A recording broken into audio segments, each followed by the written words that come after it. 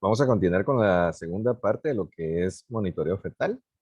Eh, Hay algunos problemas ahí de electricidad con los compañeros, pero la clase va a quedar grabada y vamos a dejar unos 10, 15 minutos al final, ya fuera de grabación, para que podamos conversar y vamos a hacer los ejercicios de los trazos. No hay que tener ningún temor de eso.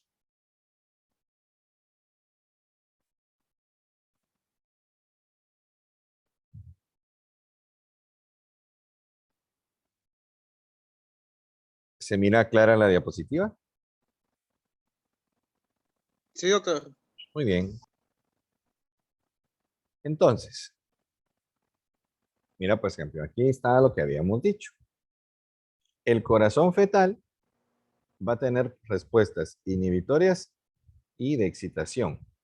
Y todo va a depender del sistema nervioso autónomo, simpático, parasimpático. El nodo sinusal, como lo habíamos dicho en la clase anterior, es quien va a estar transmitiendo eh, hasta la semana 20.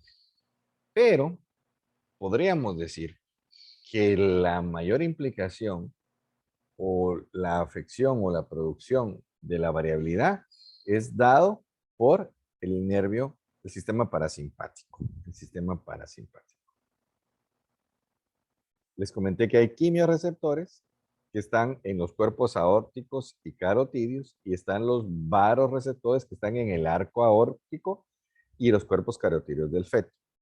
Y estos se van a ver más que todo ya a partir de la segunda mitad de la gestación y ellos cada vez que hay una hipotensión, pues van a hacer una taquicardia reflejo o ante una hipertensión van a producir una bradicardia. Como lo habíamos dicho, están mediados por el nervio vago y son tal vez el patrón más prominente cuando hay una compresión del cordón. Y del otro lado, ya lo habíamos mencionado, los quimiorreceptores van a responder a la hipoxia, a la hipercapnia, a los cambios del pH, también a la hipertensión y solo se activan hasta el tercer trimestre de la gestación, pero los barroreceptores van a estar a partir de la semana 20 en adelante. Entonces, estamos viendo cómo hay un control bastante importante a nivel del cerebro. Ya entrando en materia, las DIP tipo 1 o las contracciones tempranas.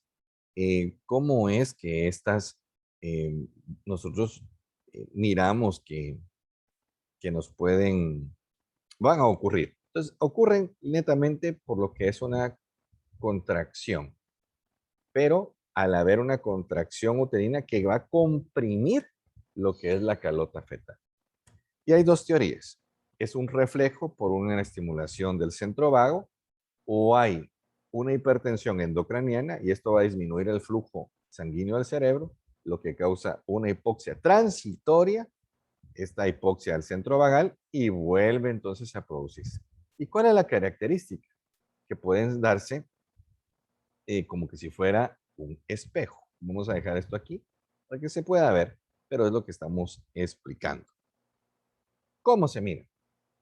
Esto que usted está viendo aquí es el nadir, lo más bajo de la contracción, y el acné se le llama a la cúspide de la contracción.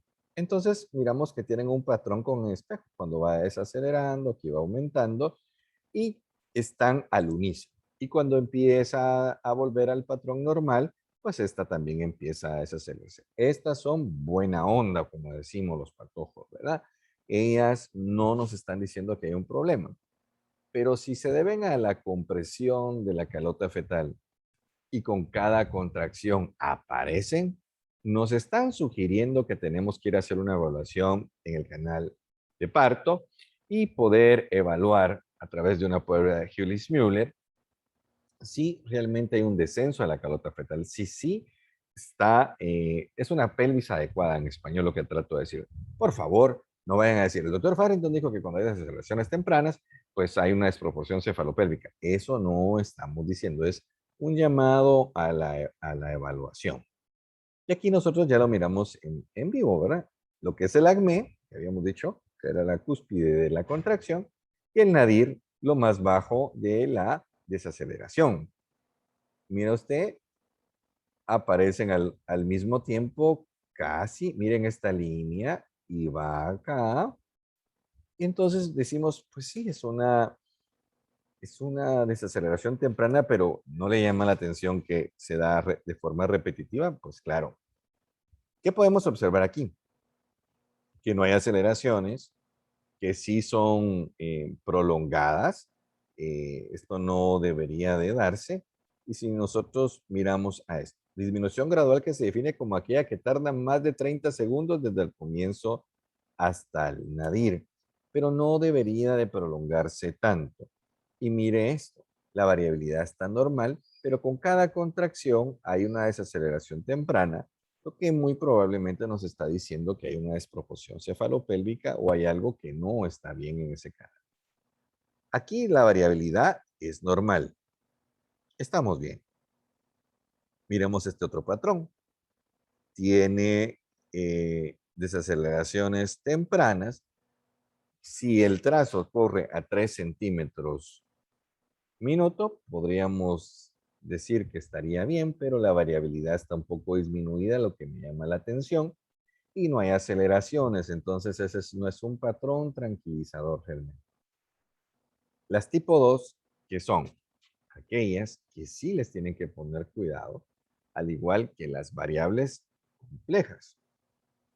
Eh, las tipo 2 se deben a una disminución del flujo en el espacio intervelloso, o como lo dije en la clase anterior, por una caída de la presión parcial de oxígeno fetal por debajo del nivel crítico, que son 18 milímetros de mercurio.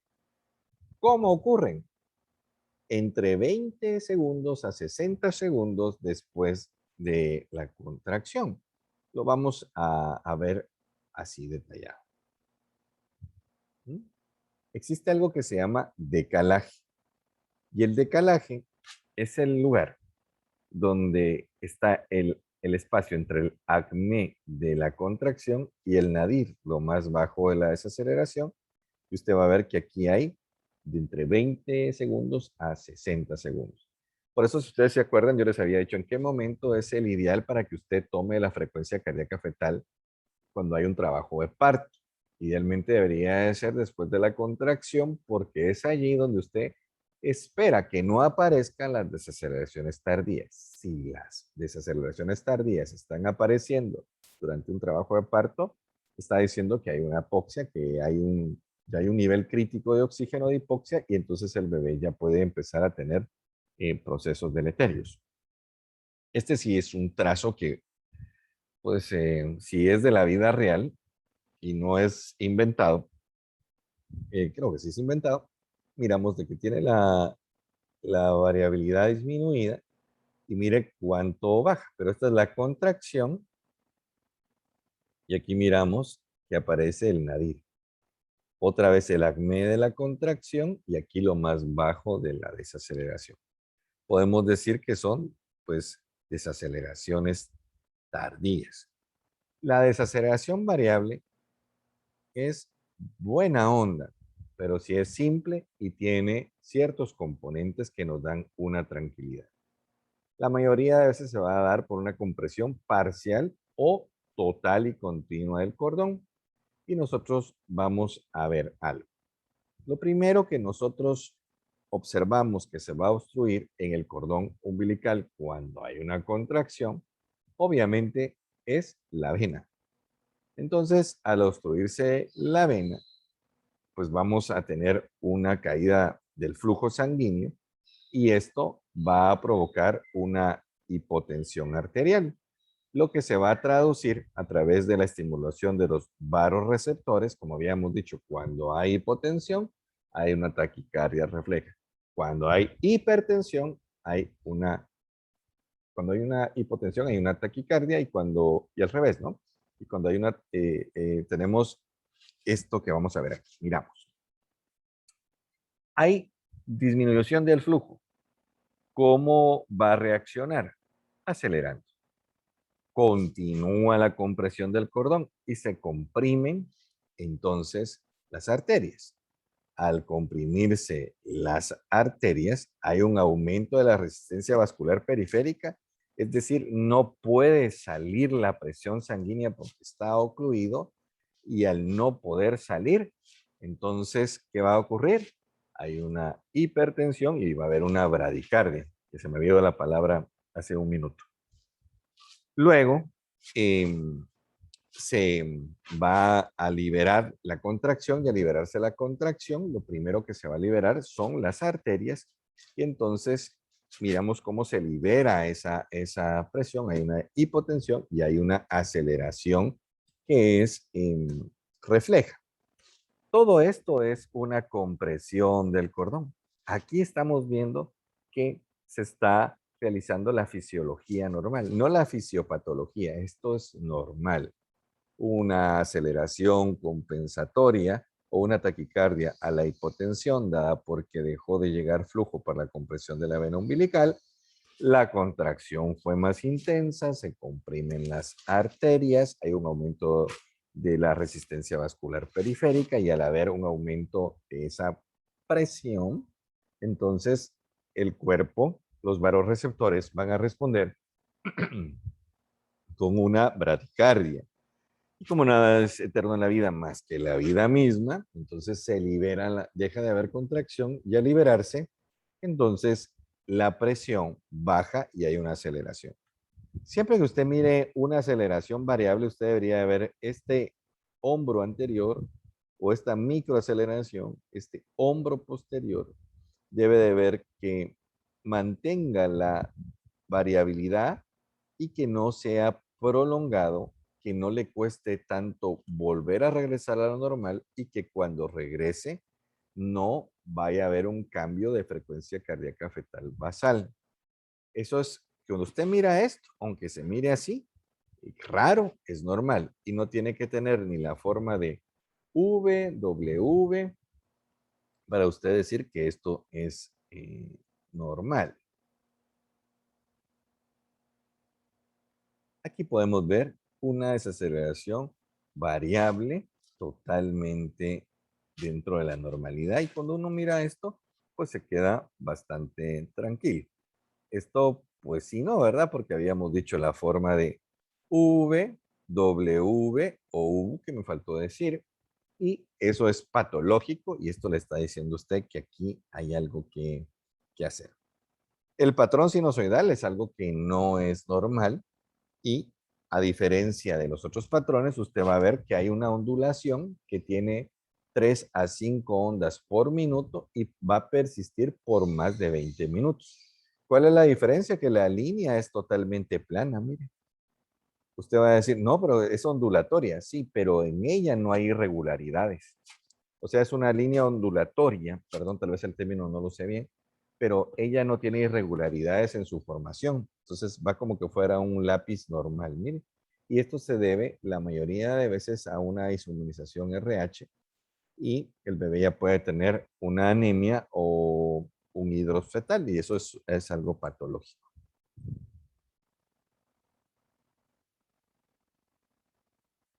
Aquí vamos a entrar en ya un poquito en materia y aquí podemos ver nosotros tranquilamente un trazo que ya lo habíamos visto. Ya podemos ver nosotros la variabilidad normal, podemos hacer una línea, por eso les insisto que vayan a ver ese video, el primer video del canal, donde explicamos en 8 minutos cómo interpretar un trazo. Podemos ver que aquí hay aceleraciones, 1, 2, 3, 4, 5, 6, incluso 7, y que están aunadas a los movimientos fetales. El concepto de reactividad es el siguiente. Una frecuencia cardíaca fetal basal entre 160, 110 y 160. Variabilidad normal, es decir, entre 6 a 25 latidos por minuto. Que tenga 2 o más aceleraciones aunada a movimientos fetales y que no tenga un patrón contráctil. Eso nos da un pH fetal de 7,28 y estamos tranquilos. Esa es una prueba ante parto. Nosotros quisiéramos ver esto totalmente liso. Esto, pues, si fuera un NST, estamos diciendo que no es para nada reactivo. Vamos a ver esto. Permítame un segundito. Vamos a salir de aquí. Vamos a dejar de compartir esto un segundito.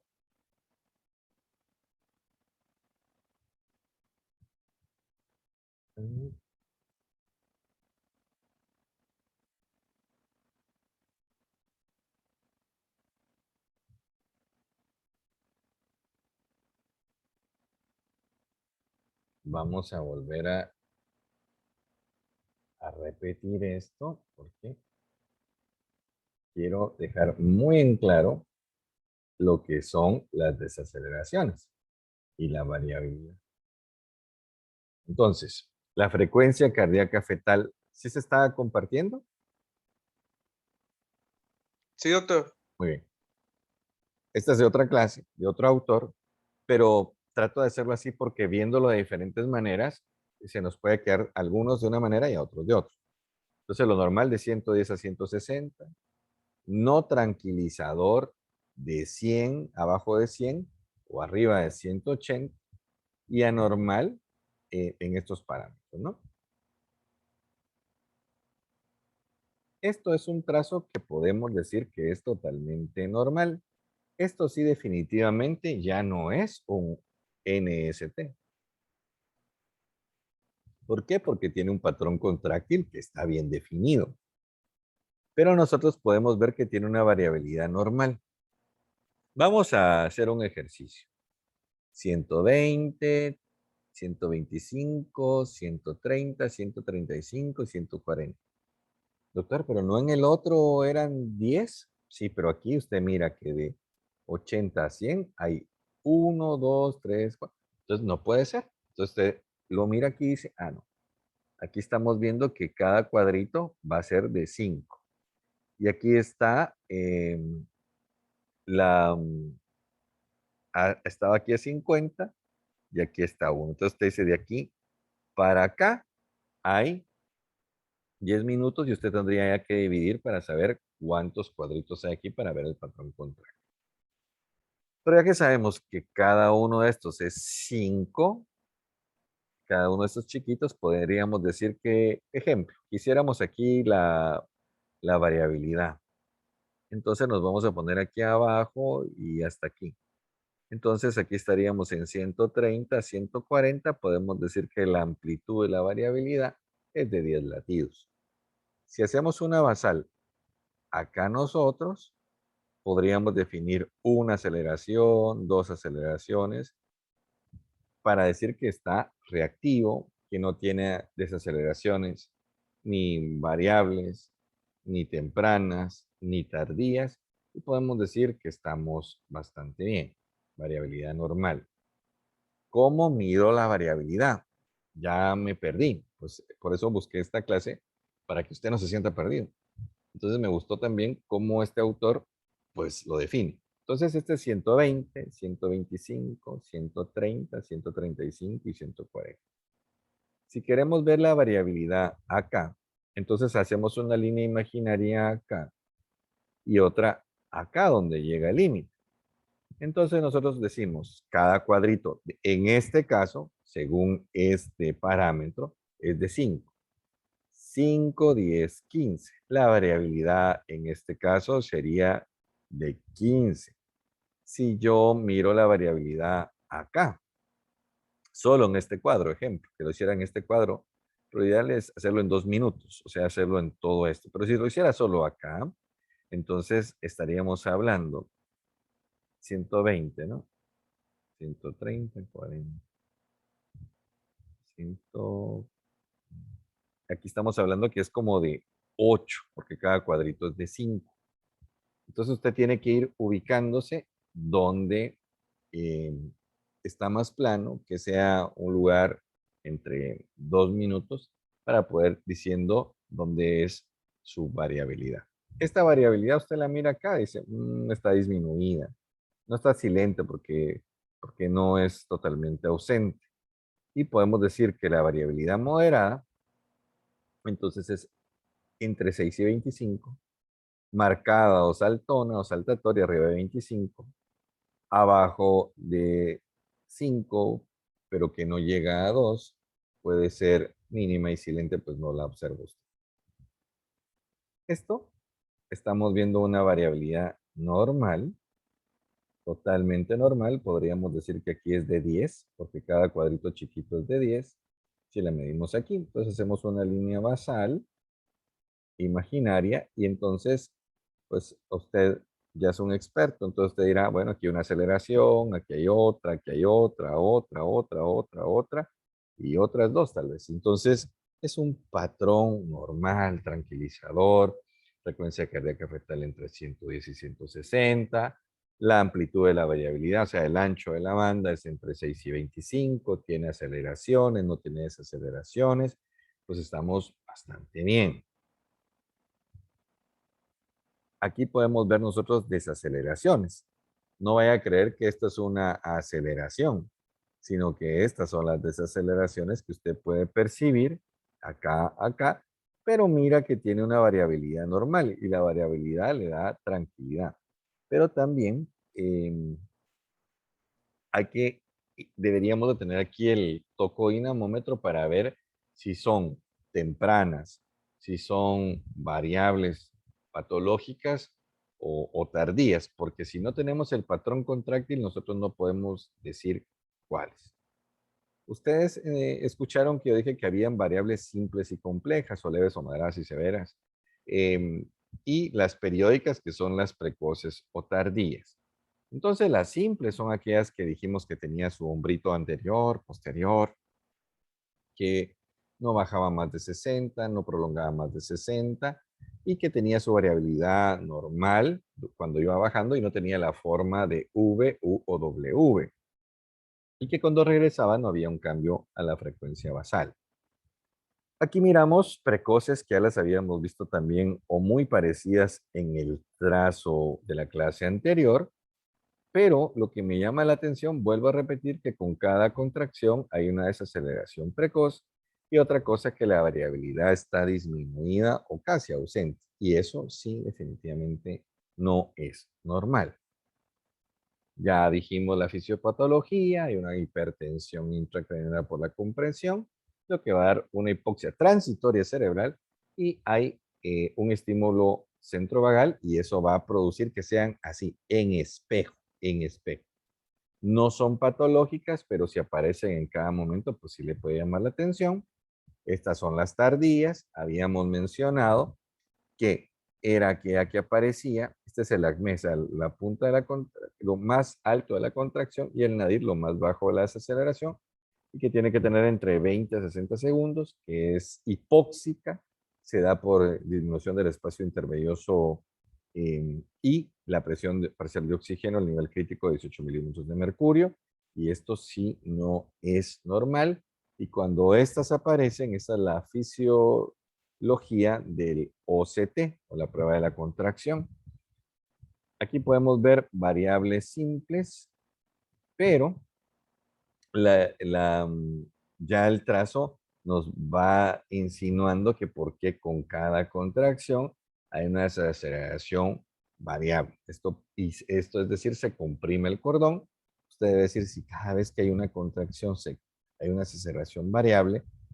Aquí las ya hablan como simples, pero yo diría que no son simples porque no tienen ni el hombro anterior ni posterior. Miren la profundidad, pierde la variabilidad dentro de ellas, no son realmente simples a mi punto de vista y se da con cada contracción, es decir, es por la compresión del cordón, podría ser por un oligohidramios o una compresión del cordón por donde está. Entonces usted vaya a hacer un tacto, vaya a ver que no esté saliendo el cordón umbilical, que no vaya a haber una compresión y si tiene buen líquido o no.